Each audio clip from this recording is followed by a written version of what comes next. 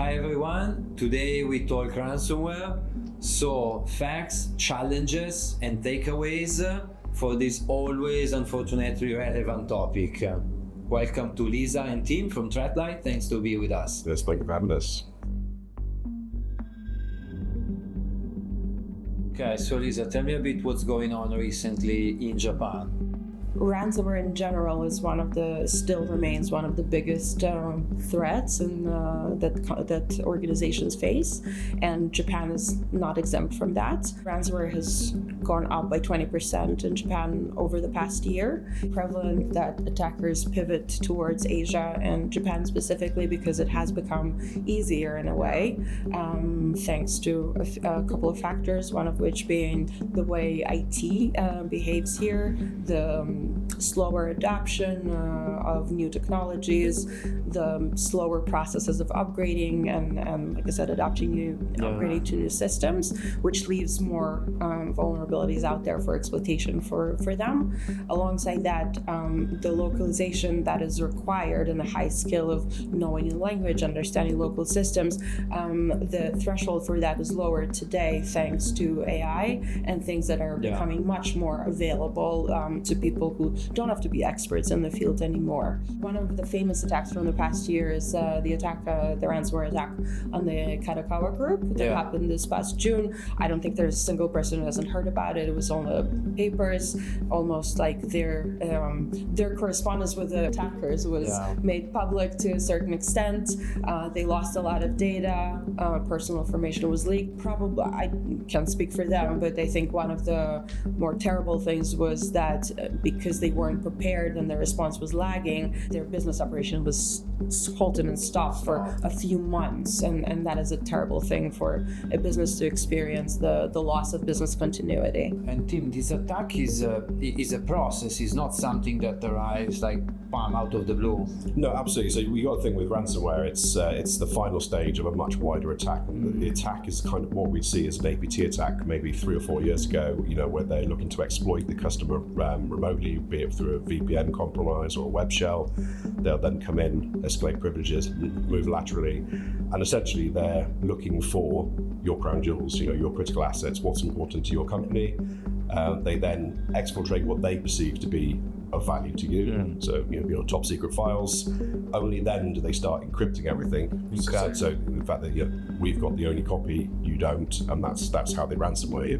But ultimately, that's a large process. Sometimes it takes a couple of weeks, sometimes it's a month. Typically, the ransomware will start on a Friday, because they know that regardless of which country, there's going to be downtime, there's going to be problems with getting hold of decision makers, and they can maximise the damage before everyone comes back into work on the Monday.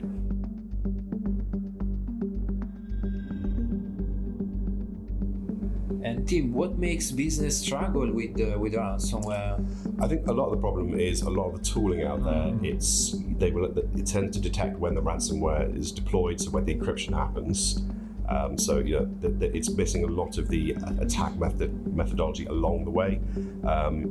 Threat actors have access to all of these tools, so they will test that in a test environment, or in many cases in another customer's environment, to check that their methodology works, to check that their ransomware isn't going to be detected. To emulate a bit. Exactly. So we do the same when we're red teaming. We will emulate the customer environment. We will emulate which EDR platform they're using, which antivirus, so that we know that when we deploy, we minimize the chance of detection. Threat actors doing the same. It's their business. This is what gets them paid. I think another aspect of this that we see that from not from a vendor side, but from the organization side, when a company gets hit by ransomware, obviously it's a very dark day, and everything becomes chaotic, and they tend to have incident paralysis, so to speak, and they don't act fast enough, and they don't act decisively enough.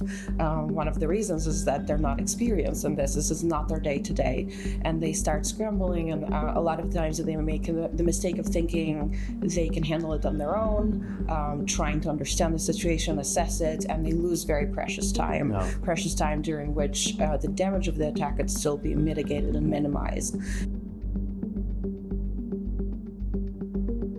So if I'm a business and I'm targeted, what should I do, Lisa?